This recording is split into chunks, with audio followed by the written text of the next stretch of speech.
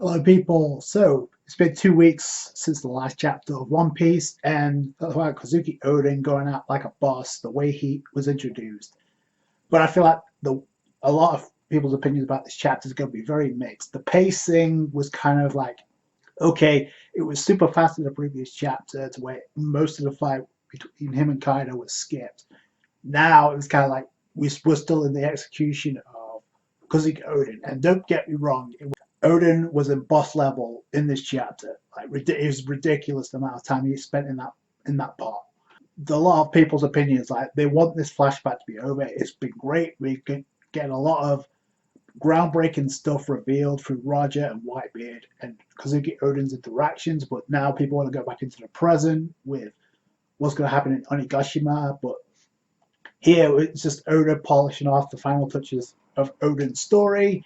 And like I said in the previously, and I know Sawyer Seven Mage said this as well, in one of his reviews, he was introduced by eating a furnace of a corpse, and here he is boiling alive. That's how his execution ends, and that's how his life comes to an end. It's how he's introduced fully. We know what the end game's going to be. However, I didn't expect the scabbards. They got off scot-free because of Oden's endurance. And this chapter pretty much confirms the fact, number one, none of the 9 scabbards could be the traitor at this point, and most importantly, I think Shinobu is pretty much cleared of any suspicion, unless they're playing one hell of a poker face and it turns out that one of them is a spy. Holy cow, they did a good acting job. We start off with the cover page and we have Gotti, who's got up after being kicked by the Marines, which is good because he's the only one that could do something. And if you notice the title, the caption, it's like Gotti's the only one who could do something, Capone's in trouble. You hear Chiffon crying in the background, but like I said previously, this whole cover story has been through Capone and Chiffon locating Lola. So unless they do that, I don't know what the end game is. And this has been one hell of a segue. We start the chapter off with the palace with Momonosuke, Hiyori, and Toki, and we get to see the advisor that was with the previous shogun Sukiyaki. Don't eat this because obviously it's been tasted for poison, so you have the advisor doing it. Why is my life in danger? It's because you're the heir to the throne, pretty much, because your father's a great man, and it's pretty much it's much safer for you to be in here. But then Momonosuke kind of points out, like, will father today be? He kind of blurts it out. We don't get to hear what he says, but it's obvious. It's like he's going to be executed, and then Hiro's like, brother. So how did Momonosuke know about this? Because I think it was like they were supposed to keep this information away from Momo and especially Hiyori. I think Toki deep down knew, which is why she keep very, very calm. And I'll get into that in a minute. But we go over to where the execution is taking place, the public execution of Kozuki Oden and vassals. We only know one of them, like I mentioned, is getting executed just on what we have in the present. But what I do find interesting, we may finally get to find out what happened to Denjiro and how it relates to the present, because we know Kinemon was still looking for him. The crowd, the citizens of Wano, cheering about this stuff. Like Oda's getting boiled alive. It only takes a second. We don't want to miss this. Like they're really excited about this. It's really messed up. And I think this is the first time we also have Kaido and Orochi together. They're like drinking sake, watching this. You have like the scabbards walking up to the platform or to I guess the plank to when they go into the pot to where they're boiled alive. And we see one, I guess, a test subject who gets pushed into it first. He boiled instantly. I think they filled it in with oil, which makes it even instant. He gets boiled alive. The next thing you see is coming out of it, and he's pretty much bones at this point. So after seeing this, Oden's like, all 10 of us enter this pot, but if any of us withstand it for the time that you agree upon, then let them go free. And it was like, you have 1 hour, which I think that's where the infamous hour kicks in, pretty much. I know there's a lot of talk about that in the previous chapter, so because there was a lot of cuts, so this may be it. Oden's like, do I have your word on that? Of course, which I don't know why he would trust them, but either way, he gets into the pot like a boss. He's like chilling out as if you would get into a bathtub. And I know you guys have been through this as well. If you've accidentally made a bath for yourself and it's been too hot and you get in by accident, just test it out. It's way too hot. And imagine it was standing that for an hour. That's what Oden went through. You have the scabbards like, let's go with you, we'll die alongside you. They actually get onto the plank, But then surprisingly, well, I don't think it should be a surprise at this point, Oden just lifts the plank and he's not only withstanding the hot oil, he's burning. You can see portions of his body being burnt alive. But he's also holding all 10 scabbards up. And this is where the master portion of the public see this, and they said, Orochi's surprised by this. His vassals aren't even touching the oil. Kaido's ecstatic by this. Is like, and what's really messed up is you see like members of the public say, I thought he'd be screaming. This is surprisingly boring. I heard it was like, I'm out of here. This is not entertaining for me. Shinobu gets so pissed off. She actually takes one of them down. It's like, how dare you call him that? Say that one more time and I'll kill you. Which Shinobu got let go in the previous chapter because of Oden saying we don't know her. She's not part of this. But here she's like showing her true colors. So she's not a spy either. She's not a traitor because she would have acted like this. Unless, again, she's playing one hell of a poker face. But I don't think so. So despite a lot of people criticizing it, and she did in fact point the finger at Law suspicion very early on in this arc in Wano Act 2. But here she kind of makes it with probably her best character moment to date. The reason why Shinobu overheard the conversation between Oden and Orochi is because she can relay the truth onto the public.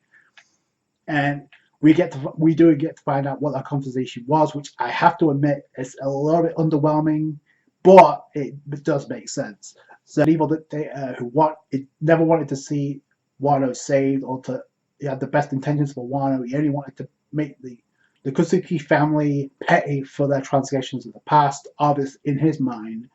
And obviously because Orochi went through hell, he tried to punish Oden for it. Kidnapped, they got traded in, they got sold, tortured, or killed pretty much. Once handed over, their lives would be finished and fate sealed. Oden tried to do something about that. We know what happened. Then Orochi made a suggestion if you want to stop the kidnapping. Oden chose to accept Orochi's offer. He made a public dance in the buff at the same time every week as an apology to the Kurozumi clan. But in exchange, each time he did that, 100 lives would be saved with each dance. And he trusted them with their promise, and that's why it was 5 years. Probably got touched. But I wonder if Orochi and Kaido even attempted to keep their word about that promise. Either way, they would agree to sail from Wano, which we know wasn't happening, build the ships, and they would leave. So he traveled from region to region, making a mockery out of himself, a fool of a lord. For all these years, Lord Oden has been protecting this land. So I do love the panel where Shinobu's like, tell me again who you calling a fool of a lord here. So this was Shinobu's role here to let the public know the truth before Oden dies, pretty much. That pace of the past few chapters have been super fast, they've flown by. But in this one, it was very steadily paced in this chapter. So I wonder what Oden's goal here is. Raising Oden and that panel of Oden just keeping it together, holding the scabbards up while he's torturing himself. He could keep that up for an entire hour. But it looks like he's going to do it because we know none of the scabbards get killed. I don't think we're going to find out who the traitor is in the flashback because it has to have some type of role in the present. So let's backtrack here. We can deduce that none of the scabbards, unless Oda pulls a curveball, that none of the scabbards could be, in fact, the traitor, unless we don't really know about Denjiro.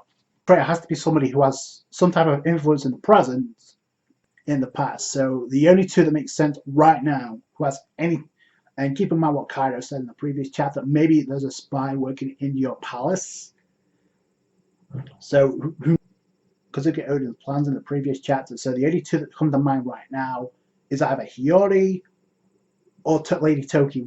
Either one of them is ridiculously to think about, but it's the only thing that makes sense right now. So unless it's one of the scabbards after all, and I think the only one that makes sense right now, technically, there's only two that make sense. It's either Okiku or, unfortunately, it has to be Denjiro. There's no other two scabbards it could be right now, but if it's not scabbards, then the only other possibilities are either, like I said, Lady Toki, who's been very, very calm about all of this, There was a mention of a Suru possibly being a spy, but I don't really know about that because since she waited all this time for Kinemon, plus she would have to be in the palace to know about this. The other person is Hiyori, who technically I've always found it suspicious. Like, you would think Lady Toki sending all of them to the present, right? Being the Scabbards and Momonosuke. Why didn't Hiyori got sent with them? I always found that very suspicious. It's like, why was Hiyori sent back? Because we know she survived, so why? Unless she knew that was going to happen. Which also, I'm pretty sure Lady Toki had to have known what was going to happen to Oden at this point, which is why she decided to go into this timeline. It wasn't too long ago when she was going to jump again before she met Oden for the first time. So I don't know. It's like they're the only two that make sense right now, given what we have. But it is possible for Oden to pull a curveball, but we'll see what happens. Like I said, this was a very quick chapter, even though the pacing might be completely different to a few. Either way, the execution takes place and it continues on. So that's going to do it for today, guys. Thanks so much for watching. Let me know what you guys think down below. Leave a thumbs up if you like this review. Subscribe to the channel for more One Piece, and I'll catch you guys later. Thanks, guys. Bye.